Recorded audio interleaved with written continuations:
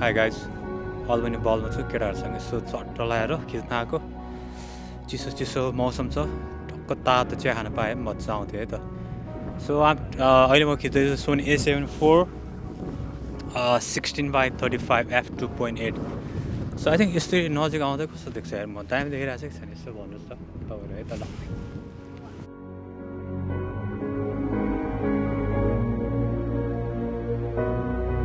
एउटा ब्लग बनाइहाल्छु मेरो भाइ बिचरा मेरो कान्छाको अघिदेखि मुड खराब छ भन्दै थियो म डिस्टर्ब बनाएँ है सो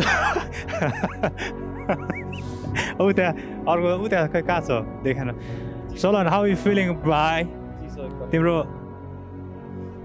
गरेला एउटा एकछिन मेरो ब्लगमा एक शब्द बोलिदेऊ न एक शब्द धन्यवाद भाइ चाहिँ अलिकति निराश हुनुहुन्छ तर उहाँसँग ठिक भइसक्यो किनभने जिन्दगीमा त्यस्तो आइफोन भनेको कति फुर्छ कि it's not a big thing so what is Subhash sir Subhash sir खिचालो Nothing to say on right now. के भन्ने सो त्यही हो उसको चाहिँ होइन पारा यस्तै छ हाम्रो होइन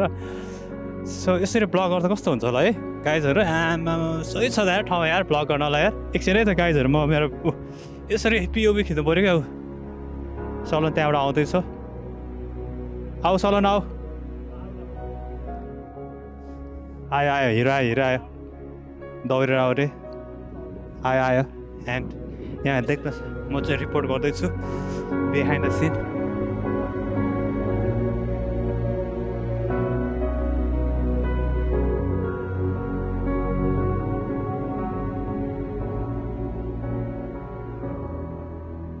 हाई गाइस के छ करिब साथीहरू यसरी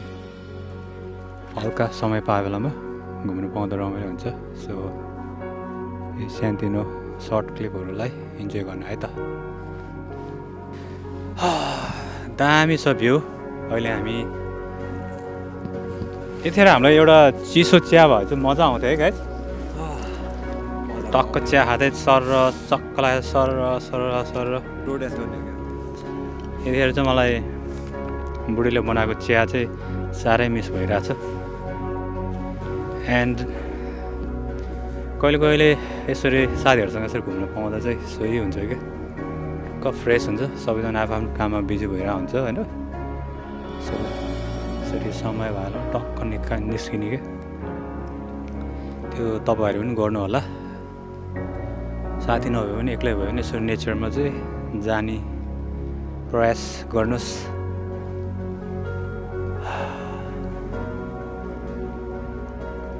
किनभने विदेशमा लाइक युएसतिर विदेशमा चाहिँ अलि मान्छेहरूलाई धेरै स्ट्रेस हुन्छ काम घर सो यसरी उपदेश नदिउँ है म पनि यसरी इन्जोय गर्छु ल यस्तै हो अब ट्राई गर्दैछ नि त हामी यसो ब्लगिङ टाइपको होइन कति अरूको मात्रै खिच्ने होइन अब आफ्नो पनि खिचौँ न भन्ने कुरो हो तर अरूहरूलाई पनि नराम्रो त भन्नु खोजेँ होइन फेरि गाइजहरूले गर्दा अब just paying my phone bills त्यो पनि हो यसो केटाहरूसँग बेरसेर खानालाई पनि पैसा हुन्छ नि त सो अर्को यहाँ छ हाम्रो सिनेमाटोग्राफर साउन्ड गरे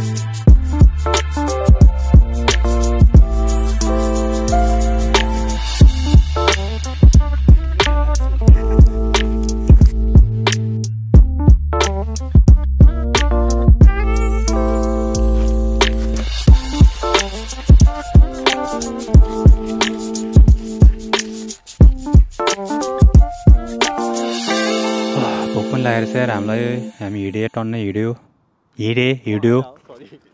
ठिक छ सबैजना आओस् न आऊ न तिमी पनि आऊ न मेन भोक लाग्ने मान्छे चाहिँ उहाँ नै हो है एकछिन इन्टरभ्यू लिउँ न है कन्टेन्ट बनाउन गाह्रो रहेछ यार म ठ्याक्कै यहाँ ग्रिडमा बस्छु है यसो यो त धेरै हामी दाजुहरूको लभ बर्ड छ हामी सो कस्तो रहेछ यार Subhash I mean okay sorry take 2 कस्तो रहेछ त यो ठाउँ यार भाइ यो ठाउँ चाहिँ रमाइलो रहेछ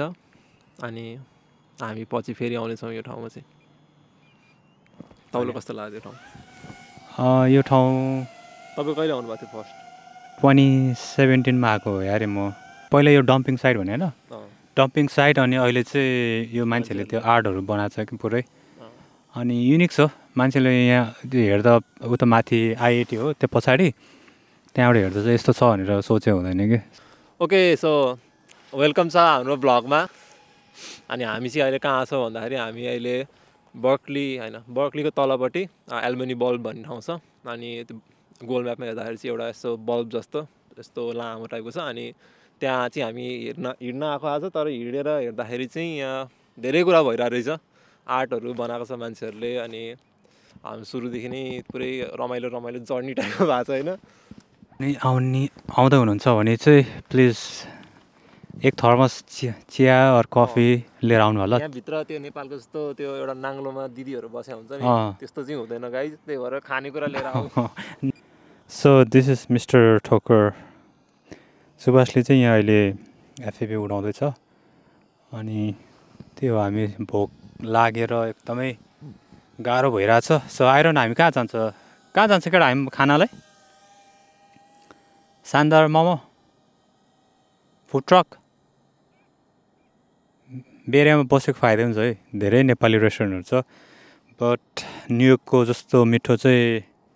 अलि कम नै छ है यहाँ अलि अनेस्टली पर्दा चाहिँ जोमसा चाहिँ आउन खोज्छ यसरी बोला रमाइलो हुनेछ क्या दिस इज 16 सोनीको 16 लेन्स 1635 सो म यो लेन्सले चाहिँ प्राय ल्यान्डस्केप र रेल्टरहरूको खिच्थेँ सो आज म आफ्नै पिओभी सर्टहरू लिन चाहिँ म एकदमै खुसी लागिरहेछ भनौँ न ओके आइम ट्राइङ है सो द्याट्स इट हामी धेरै धेरै हङ्ग्री भइरहेछ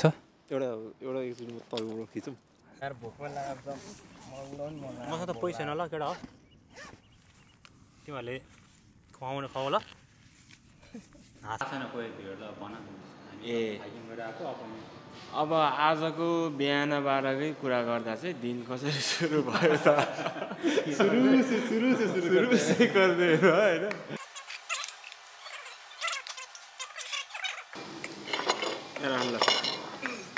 के चिल्लो छ त यहाँ तल यार